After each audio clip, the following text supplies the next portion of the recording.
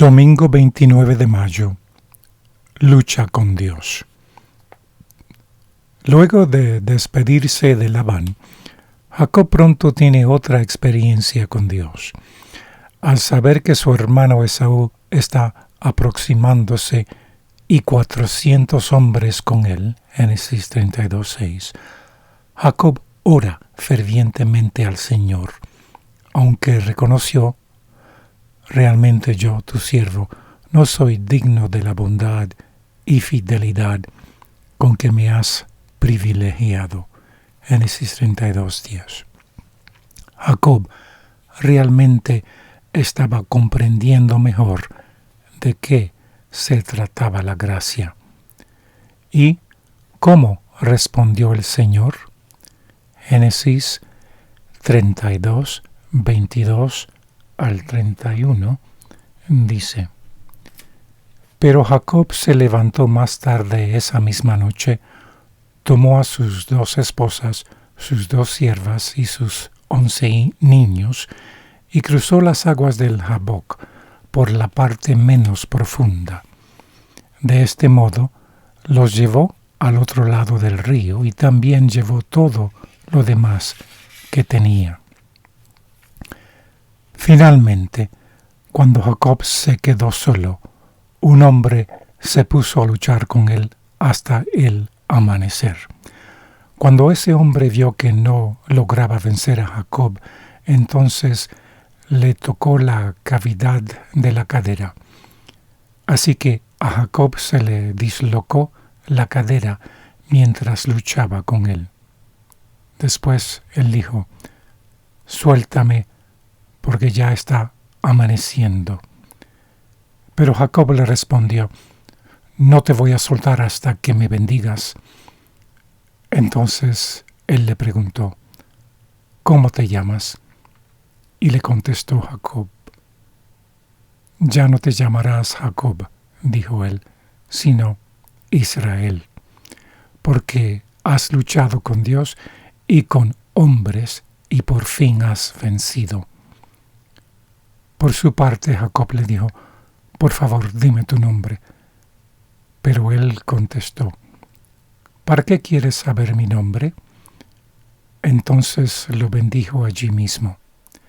Así que Jacob llamó Peniel a ese lugar porque dijo: «He visto a Dios cara a cara y aún así conservo la vida». Pues bien, él estaba pasando por Penuel cuando salía el sol e iba cojeando debido a su cadera. Por eso, hasta el día de hoy, los descendientes de Israel no tienen la costumbre de comerse el tendón del muslo, que está en la cavidad de la articulación de la cadera, porque fue en ese tendón del muslo donde aquel hombre tocó a Jacob. Lean también Oseas 12, 3 y 4. ¿Cuál es el significado espiritual de esta asombrosa historia? Jacob está comprensiblemente angustiado por lo que estaba sucediendo y, después de hacer todo cuanto puede para proteger a su familia, acampa por la noche. Entonces, de repente, un varón lo ataca. Génesis 32, 24. Este es un término que puede tener connotaciones especiales, ya que evoca la presencia divina. Ver Isaías 53, 3. Daniel lo usó para referirse al sacerdote celestial, Miguel, Daniel 10:5. También fue la palabra que usó Josué para representar al príncipe del ejército de Jehová, a quien Josué llama Señor. Josué 5:13 al 15. De hecho, en medio de la lucha, debió haber sido obvio para Jacob que estaba luchando con Dios mismo, como lo revelaron sus palabras: «No te dejaré si no me bendices». Génesis 32:26. Sin embargo, su ferviente apego a Dios, su negativa a dejarlo ir, también revela su apasionado deseo de perdón y de estar bien con su Señor. Del libro Patriarcas y Profetas 1:97 dice: el error que había inducido a Jacob al pecado de alcanzar la primogenitura por medio de un engaño, ahora le fue claramente manifestado.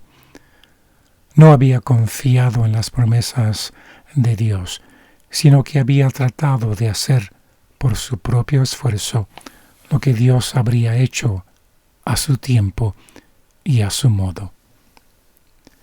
Y la evidencia de que había sido perdonado fue el cambio de nombre, aquel que le recordaba su pecado por uno que conmemoraba su victoria. No se dirá más tu nombre Jacob, el suplantador, sino Israel, porque has luchado con Dios y con los hombres, y has vencido, dijo el ángel. Génesis 32:28. ¿Cuál ha sido tu experiencia en lo que respecta a la lucha con Dios? ¿Qué significa hacer eso? ¿Y por qué a veces es importante que tengamos este tipo de experiencia?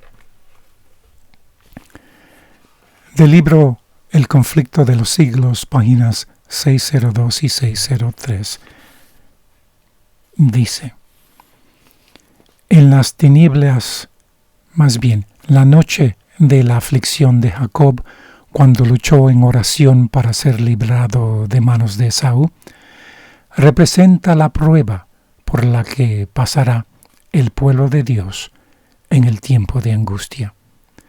Debido al engaño practicado para asegurarse de la bendición que su padre intentaba dar a Esaú, Jacob había huido para salvar su vida, atemorizado por las amenazas de muerte que profería su hermano.